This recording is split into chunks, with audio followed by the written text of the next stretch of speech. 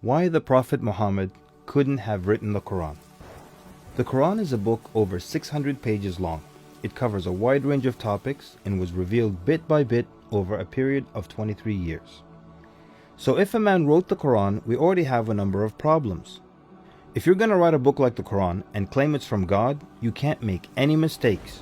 The book can't contradict itself, and you have to keep it consistent as you add to it over a period of 23 years and keep the message consistent.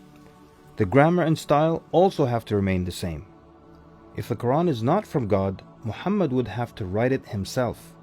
That means in the middle of the Arabian desert, with no books around and being illiterate, he would have to know law, civil rights law, criminal law, family law, labor law, military law, personal injury law, real estate law, and tax law. He would have to know history. With little to no Christian presence in Mecca, he would have to know the stories and events in the lives of the prophets before him, the history of past nations, Judeo-Christian religious rulings, and he would have to know it well enough to somehow offer additional information and details not found in those books.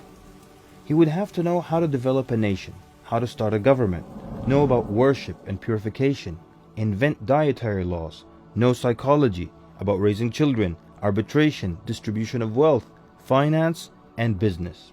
In the area of science, he would have to know embryology, oceanography, about plate tectonics, cloud formation, UV rays, know about plants, mountains, bees, the human brain, the Big Bang, and the expansion of the universe. And in order to make the book complete, he would have to have knowledge of the future so he can write things that will happen in the years to come. He would have to be a time traveler in order to insert his name and mention in the Bible. If he's claiming that the book he wrote is from God, it must not have a single solution that doesn't work. He must also keep his emotions and personal life out of the book. The book should not reflect happy times nor sad times in his life. The writing should not become cheerful and optimistic, nor sad and gloomy as if a human wrote it.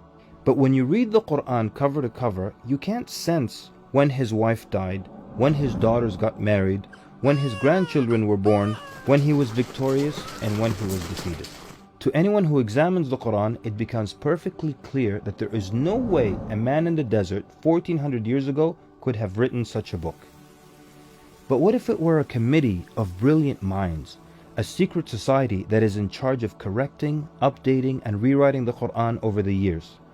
Their job would be to make sure that the book appears to be accurate, has no mistakes or contradictions, and to keep updating it to agree with science and the changing world. If that were the case, then there would be other versions of the Quran. Due to edits and improvements, we would have new edited versions and old versions with mistakes. You would be able to detect different writing styles and influences from the different authors.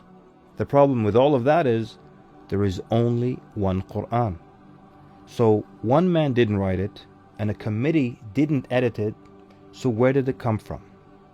What if clever devils dictated and influenced a man to write the Quran? The question then would be, what kind of devil calls to good behavior, worshipping God, honoring Jesus, giving to the poor, and warns of the devil? Any way you analyze the Quran, you come to a clear conclusion. It could not have been written by a committee, a devil, nor the Prophet Muhammad.